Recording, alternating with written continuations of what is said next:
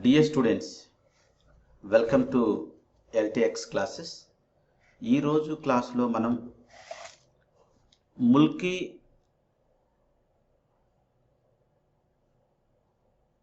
Non Mulki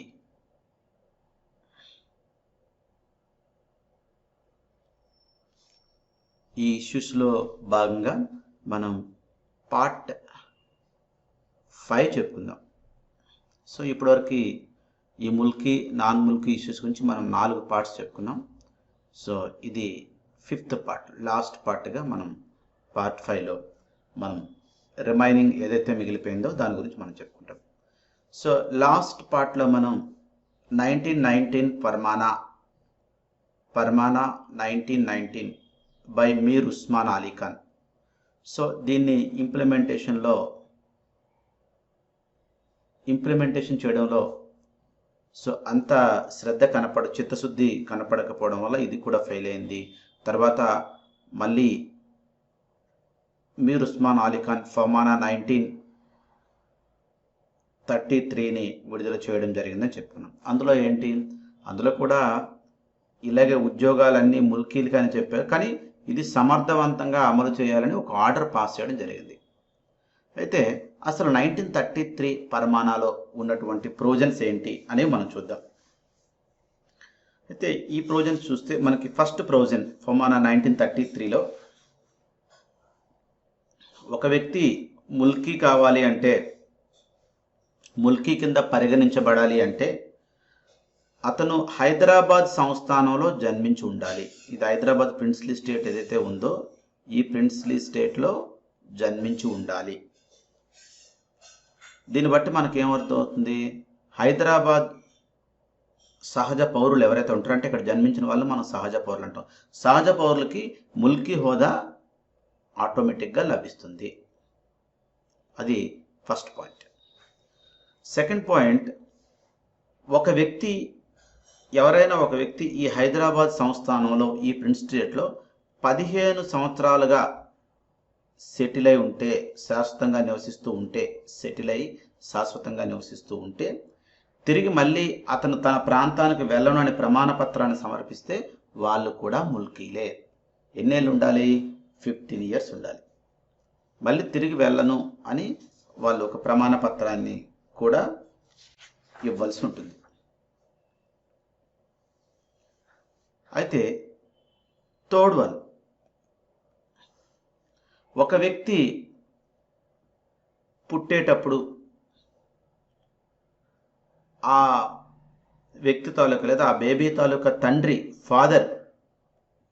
father Mulki అయితే అతనికి కూడా ముల్కీ హోదా లభిస్తుంది. ఎవరికి? పుట్టే పిల్లాడికి లేదా పాపకి ముల్కీ హోదా లభిస్తుంది. ఫోర్త్ పాయింట్, ఇక్కడున్నటువంటి ఒక స్త్రీ, అంటే ముల్కీ స్త్రీ గర్ల్ వేరే ప్రాంతంలో ఉండేటటువంటి, అంటే నాన్ ముల్కీ అబ్బాయిని పెళ్లి చేసుకుంటే ఒకవేళ ఇతను మరణిస్తే, అంటే భర్త మరణిస్తే, మళ్ళీ ఈమె హైదరాబాద్ సంస్థానానికి వచ్చేస్తే, ఎవరైతే ఇక్కడి నుంచి పెళ్లి చేసుకొని వెళ్ళిందో ఆమె వస్తే ఆమె మళ్ళీ ముల్కీగానే పరిగణించబడుతుంది. Students, are you getting my point? ఏంటి అంటే ఇక్కడ ఇనిషియల్గా ఈమె నాన్ ముల్కీని పెళ్లి చేసుకుంది.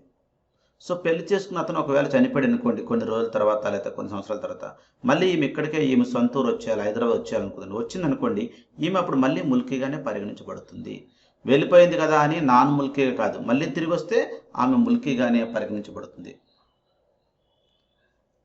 తర్వాత వీళ్ళకు పుట్టే పిల్లలు ఉంటారు చూసారా, ఈమెకు పుట్టే పిల్లలు, వాళ్ళు మాత్రం నాన్ ముల్కీస్ కాదు. ఎందుకంటే పిల్లలు అక్కడ పుడతారు కాబట్టి, ఆమె కాబట్టి ఈమె ముల్కీ, ఈమె పిల్లలు అక్కడ పుడతారు కాబట్టి వీళ్ళు నాన్ ముల్కీలుగా పరిగణించడం జరిగింది. అంటే ఈమెకు పుట్టే పిల్లలు ముల్కీలు కాదు. ఒకవేళ ఈ పైన ఉన్న ముల్కీ షరతులు ఏమైనా ఉన్నాయి కదా 15 ఏళ్ళు ఇవన్నీ, ఇలాంటి ముల్కీ షరతులను ఒకవేళ కానీ వీళ్ళు సంతృప్తిపరిస్తే వాళ్ళకి కూడా ముల్కీ హోదా లభిస్తుంది.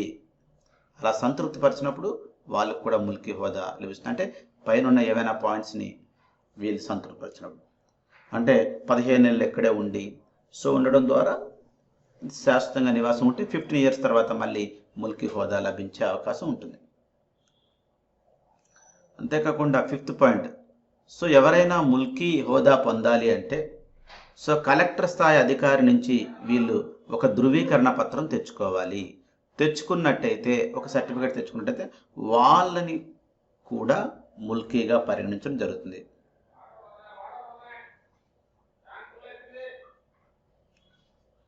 ఇది మనకి ఇందులో ఉన్న పాయింట్స్.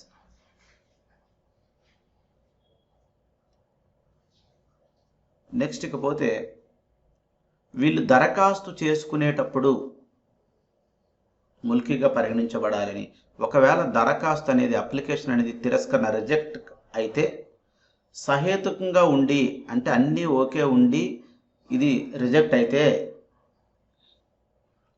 ఈ సుబేదార్కి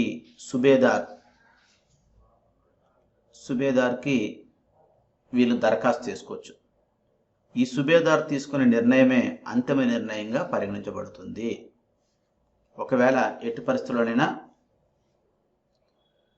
వీళ్ళు దరఖాస్తు చేసుకున్నప్పుడు కూడా ఈ దరఖాస్తు రిజెక్ట్ చేయబడితే, అంటే ఇందులో ఉన్న విషయాలన్నీ ప్రాపర్గానే ఉన్నాయి కానీ రిజెక్ట్ చేయబడింది అనుకోండి, అప్పుడు డైరెక్ట్గా సుబేదార్ దగ్గరికి వెళ్ళిపోయి సుబేదార్ని కన్సల్ట్ అవ్వచ్చు. అప్పుడు సుబేదార్ ఏ నిర్ణయం అయితే తీసుకుంటాడో అది ఫైనల్ డెసిషన్గా ఉంటుంది. ఇలా ఇవి మనకి 1933 ఫర్మానా of Mir Osman Ali Khan.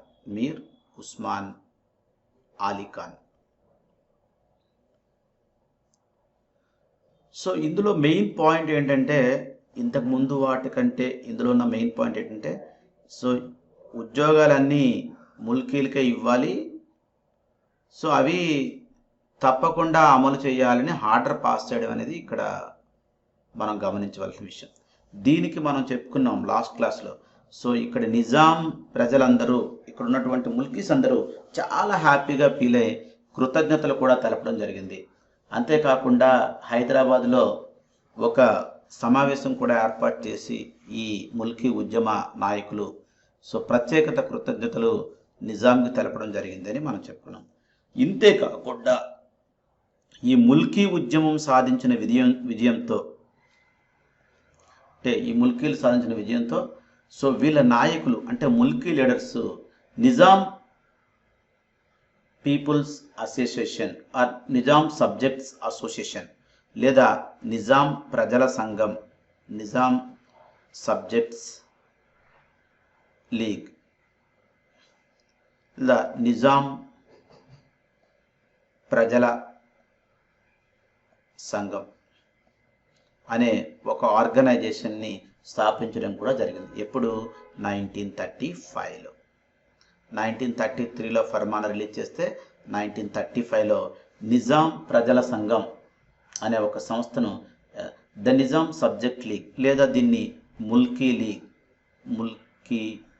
League అని కూడా పిలుస్తారు. అంతేకాకుండా దీన్ని ఉర్దూలో జమియత్ రిఫయామే నిజాం అని కూడా ఉర్దూలో పిలిచింది. జమియత్ రిఫయామే నిజాం.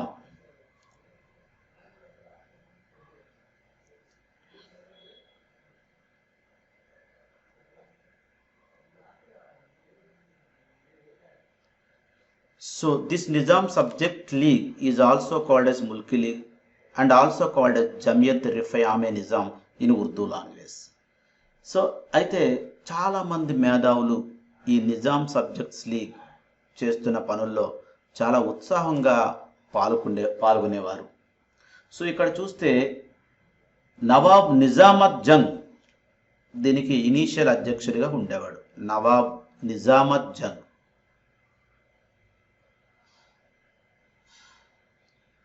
అలాగే దీనికి కార్యదర్శిగా, సెక్రటరీగా బుర్గుల రామకృష్ణారావు ఉండేవారు.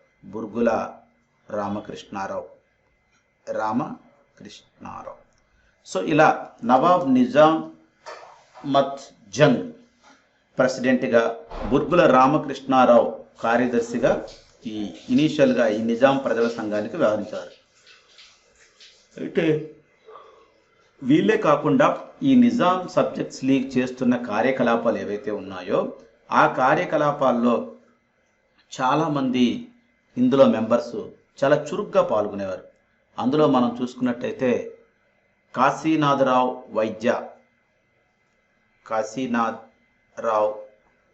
వైద్య, మాడపాటి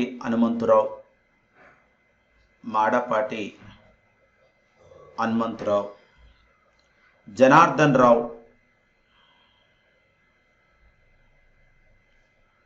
ఎం నరసింగరావు, మందముల నరసింగరావు. సో ఇలా చాలామంది ఇందులో చురుగ్గా పాల్గొనేవారు.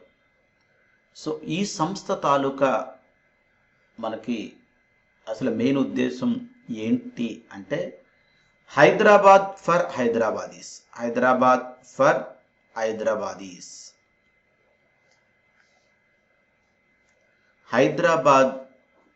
హైదరాబాదీల కొరకు, హైదరాబాద్ ఫర్ హైదరాబాదీస్ అనేది ఈ సంస్థ తాలూకా నిజాం సబ్జెక్ట్ లీగ్ తాలూకా థీమ్, నినాదం.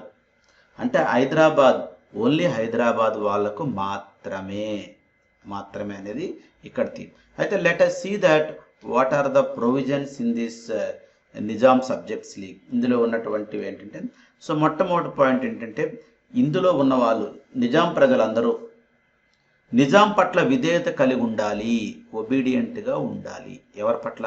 నిజాం పట్ల కలిగి ఉంటూ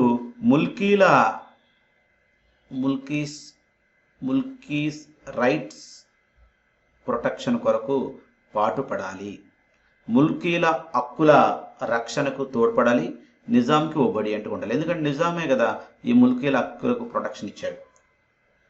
అంతేకాకుండా ఇక్కడ సంస్కృతి, సాంప్రదాయాలు, హెరిటేజ్ అండ్ కల్చర్ వీటిని గౌరవించాలి, అంతేకాకుండా పరిరక్షించాలి, అంతేకాకుండా వీటి అభివృద్ధికి తోడ్పడాలి. సంస్కృతి సాంప్రదాయాలను గౌరవించడం, ప్రొటెక్ట్ చేయడం, వాటి అభివృద్ధికి తోడ్పడడం, ఇది సెకండ్ పాయింట్. స్థానిక భాష, లోకల్ లాంగ్వేజ్ ఏదైతే ఉందో ఈ లోకల్ లాంగ్వేజ్ పరిరక్షణ కోసం, ఈ భాష ప్రొటెక్షన్కి కృషి చేయడం. నెక్స్ట్, అణగారిన వర్గాల అభివృద్ధికి చేయూతనిస్తూ, అంటే కింద వర్గాల వారి అభివృద్ధికి చేయూతనిస్తూ అన్ని వర్గాల ప్రజల మధ్య సమైక్యత ఉండేటట్టు చూడాలి. అంటే వర్గభేదం లేకుండా చూడాలి. అంటే కింద వర్గం, పై వర్గం అనే వర్గభేదం లేకుండా సో ఈ నిజాం సబ్జెక్ట్స్ లీగ్ చూసుకోవాలి.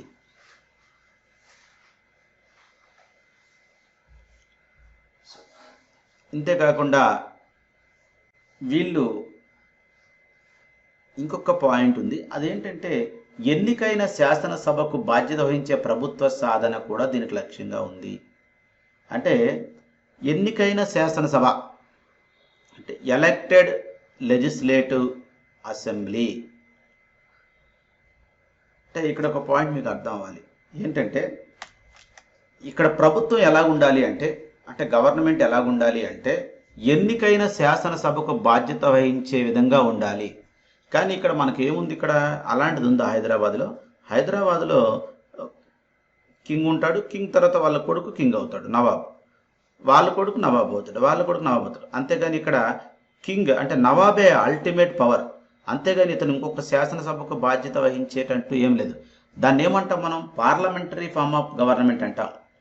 అంటే ఈ నిజాం సబ్జెక్ట్స్ లీగ్స్ ఇవన్నీ ఓకే, కానీ ఈ చివరిలో ఉన్నది ఏది ఉంది అంటే ఈ parliamentary form of government. Parliamentary form of గవర్నమెంట్లోనే ఏం చేస్తారు, ఇక్కడ ఎవరైతే ఈ ఎగ్జిక్యూటివ్ ఉంటుందో ఇది శాసనసభకు బాధ్యత వహిస్తుంది.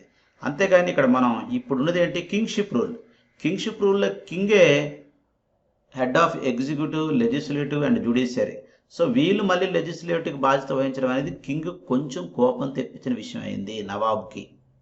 అంటే ఈ ఎలక్టెడ్ లెజిస్లేటివ్ అసెంబ్లీ కూడా ఒక ఒక ఒక ప్రొవిజన్గా ఉండేది. ఈ ప్రొవిజన్ రాజుకి అంటే నవాబ్కి సో కొంచెం కోపం తెప్పించేటట్టు అయింది. సో అయితే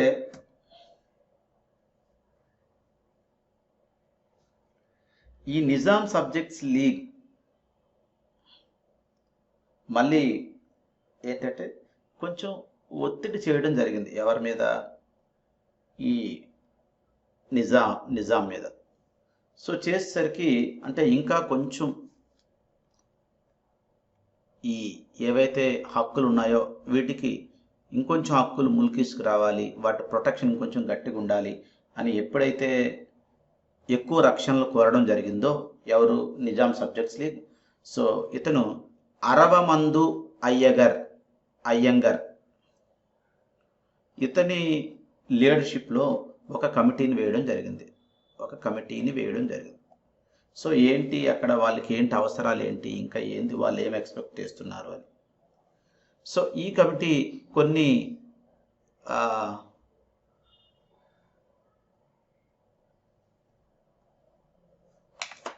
కొన్ని ప్రివిలేజెస్ అంటే ఇంకా కొన్ని ప్రివిలేజెస్ కల్పించాలి వీళ్ళకి అని చెప్పడం జరిగింది. సో ఆ కమిటీ రిపోర్ట్ మేరకు 1939లో అంటే 1933లో ఉన్న ఫర్మానాన్ని 1939లో ఇంకొన్ని ముల్కీ నిబంధనలను సవరించి వాళ్ళకి మరిన్ని రక్షణలు కల్పించడం జరిగింది. ఎవరికి, ముల్కీస్కి. అయితే ఇనీషియల్గా నవాబ్ ఎవరైతే ఉన్నారో మీర్ ఉస్మాన్ అలీ ఖాన్, అతను నిజాం సబ్జెక్ట్స్ లీగ్ పట్ల అనుకూల వైఖరే ఉండేది. అంటే సో అతనికి సానుకూలంగా మంచి వైఖరే ఉండేది. కానీ ఎప్పుడైతే ఈ బాధ్యతాయుత ప్రభుత్వం అంటే పార్లమెంటరీ ఫార్మ్ ఆఫ్ గవర్నమెంట్ అన్నారో, ఈ పాయింట్ చెప్పారో, అది నిజాంకి కోపం తెప్పించడం జరిగింది. కోపం వచ్చింది దానివల్ల. అయితే దీని ద్వారా ఏమైందంటే మొదట్లో ఇనీషియల్గా ఈ లీగ్లో నిజాం సబ్జెక్ట్స్ లీగ్లో చాలామంది పీపుల్ కూడా చేరుదాము అనుకున్నారన్నమాట. ఎప్పుడైతే ఈ నిజాం సబ్జెక్ట్స్ లీగ్, నిజాం ప్రజల సంఘం ఈ రాజు లేదా నవాబ్ తాలూకా ఆగ్రహానికి గురైందో ప్రజలు కూడా ఇందులో జాయిన్ అవ్వడానికి వెనకంజ వేశారు. ప్రజలు కూడా అంత ఇష్టపడలేదు. ఎందుకంటే అమ్మో ఇందులో వేస్తే మనకు రాజుగారికి వ్యతిరేకంగా ఉంటామేమో అని చెప్పి. సో ఈ విధంగా ప్రజలు కూడా ముందుకు రావడానికి భయపడ్డం జరిగిందనమాట.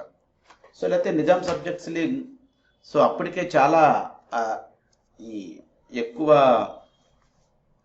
రాజుగారి దగ్గర మన్ననలు పొందిన, నవాబ్ దగ్గర మన్ననలు పొందిన సబ్జెక్ట్ లీగ్ ఒక్కసారే ఈ డెసిషన్తో బాధ్యతాయుత ప్రభుత్వం అనేసరికి సో కొంచెం ప్రజలు వెనకంజ వేశారు ఇందులో జాయిన్ అవ్వడానికి. ఇది ఒక పాయింట్. అయితే నిజాం సబ్జెక్ట్స్ లీగ్ నెమ్మదిగా గ్రాడ్యువల్లీ డే బై డే ఇది గ్రాడ్యువల్లీ బలహీన పడిపోవడం జరిగింది. సో ఈ బలహీన పడడానికి కారణాలు ఏంటంటే సో మనం ఈ పీపుల్ చాలామంది జాయిన్ అవ్వడానికి ఇష్టపడలేదు రాజుకు వ్యతిరేకంగా. That is the first point. ఎందుకంటే రాజుకి ఇందు మీద కోపం ఉంది కాబట్టి. రెండు, కొందరు ముస్లిం సోదరులు, ముస్లిం మేధావులు సార్వభౌమాధికారం అనే సిద్ధాంత ప్రభావంతో, సోవర్నిటీ అనే ఒక డాక్ట్రిన్ ప్రభావంతో సో ఈ నిజాం సబ్జెక్ట్ లీగ్ని వదిలిపెట్టి వాళ్ళు ఇత్తెహాదుల్ ముస్లిమీన్ అనే సంస్థలో చేరడం జరిగింది. ఇత్తెహాదుల్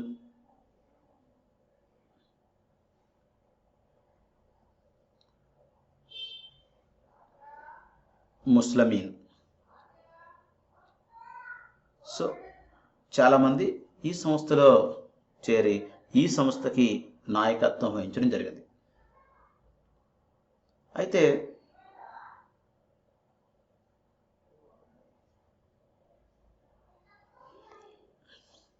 ఇలా ఈ సంస్థలో చేరడంతో నిజాం సబ్జెక్ట్స్ లీగ్ నెమ్మదిగా వీక్ అయిపోయి చివరికి 1939లో నిజాం సబ్జెక్ట్స్ లీగ్ అనేది రద్దయిపోయింది. నిజాం సబ్జెక్ట్ లీగ్ అనేది రద్దయిపోయింది. The Nizam subjects league was abolished in 1939. చూడండి, అంటే నిజాం సబ్జెక్ట్స్ లీగు చాలా ఉత్సాహంతో స్టార్ట్ అయింది 1935లో. కానీ 1939 వచ్చేసరికి సో అది ఇలా ఈ ముస్లిం సోదరులు వీళ్ళు అందులో జాయిన్ అయిపోవడం, ఇత్తెహాదుల్ ముస్లిమీన్లో ఒక పక్కేమో ప్రజలు కూడా రాజుకు నవాబుకు వ్యతిరేకంగా ముందుకు వెళ్ళడానికి ఇష్టపడకపోవడం, ఇవన్నీ.